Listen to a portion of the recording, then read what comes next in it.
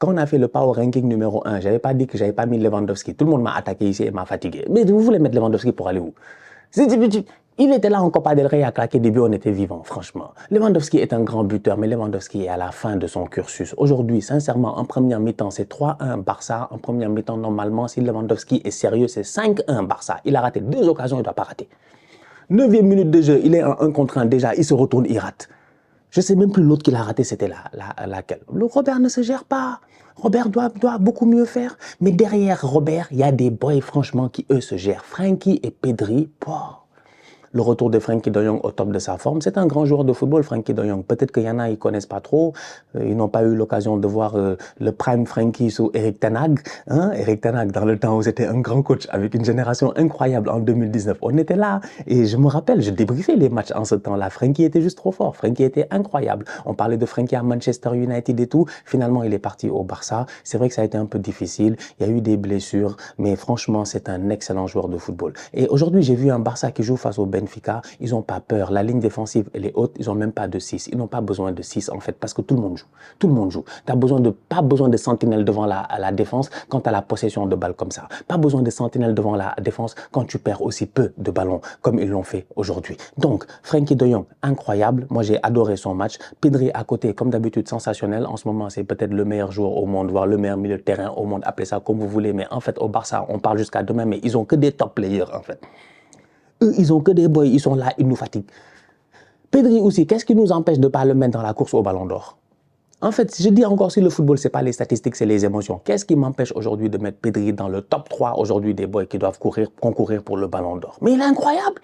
Il est incroyable. Il est impressable, injouable. Tu ne peux pas lui prendre sur le ballon. Il vient avec des petites touches en plus, des petites touches. Moi, je suis là, je me dis, ouais. Si j'étais un joueur là, j'allais tacler Pedri, ouais, il m'énerve lui. Il est injouable, intouchable. Excellent.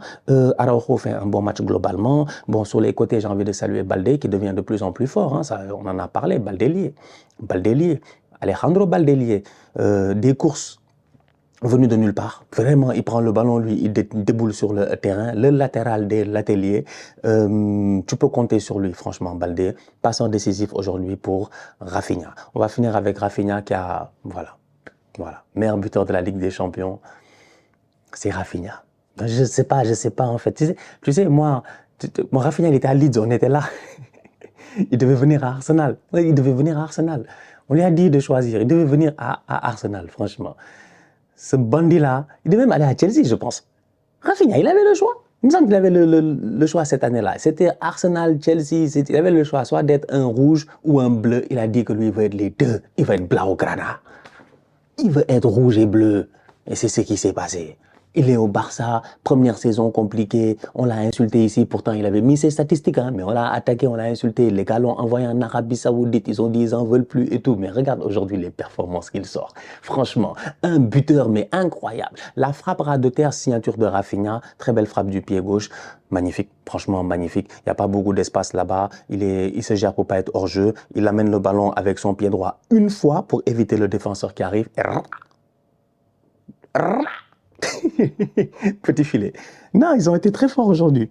Franchement, 2 buts de Rafinha, une passe décisive, un but, une passe décisive de Lamine Yamal. Robert Tokar Lewandowski, bon, c'est un tonton, franchement. Comme j'ai dit, Robert Lewandowski, in my book, Ballon d'Or 2020, on lui donne ça. Donc, franchement, il faut le respecter, quoi. Donc, c'est un grand joueur, mais malheureusement, en ce moment, c'est un peu plus compliqué en termes de finition. C'est dommage. Dans ce match-là, je répète, en première mi-temps, il doit marquer. Et sinon, on peut aussi saluer Szczęsny, qui aurait pu avoir un clean sheet. Globalement parlant, il aurait dû avoir un clean sheet, un peu plus de concentration de cette défense du Barça-là, et Otamendi ne claque pas un but. Il aurait dû avoir un clean sheet. Même, je pense qu'il a failli l'arrêter et tout. Donc, c'est un peu dommage pour lui statistiquement, parce que depuis qu'il est arrivé, depuis environ 5, 6, 7 matchs, il est titulaire, il est intouchable et il sort des très belles performances. Donc voilà, Miskin au Benfica, désolé pour eux. C'est pas facile, mais c'est la vie. Bon, peut-être que certains diront que si, comment il s'appelle? Si Di Maria, c'est ça, si Di Maria était là, peut-être ça allait changer quelque chose, je sais pas. Franchement, je pense pas. Hein. Je pense que c'est le carton rouge qui les a sauvés à l'aller, et même à l'aller, le Barça a gagné 1-0. Sans carton rouge, je pense qu'ils prennent un score à l'aller, un score au retour. Le Barça, cette fois-ci, ils ont montré au Benfica que c'était pas la phase de poule. qu'ils n'étaient pas là pour rigoler. Donc, le Barça a qualifié en quart de finale. Le Barça va jouer face à qui encore? C'est quoi le tableau? Le Barça va jouer face au vainqueur de Dortmund et Lille. Le Barça va jouer face au vainqueur de Dortmund et Lille. On va être très sérieux, vu le niveau qu'ils ont en ce moment. Qui va les empêcher de taper Dortmund ou Lille? En tout cas, à suivre, parce qu'au football, on ne sait jamais. La famille, on se capte très très bientôt pour une nouvelle vidéo. D'ici là, continuez à liker, continuez à partager, on s'abonne. Yamal, sortez-moi son acte de naissance. Où est l'acte de naissance? Où est l'acte de naissance de Lamine Yamal?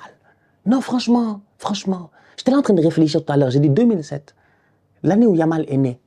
Je viens de finir la seconde. Première terminale, seconde. Tu te rends compte?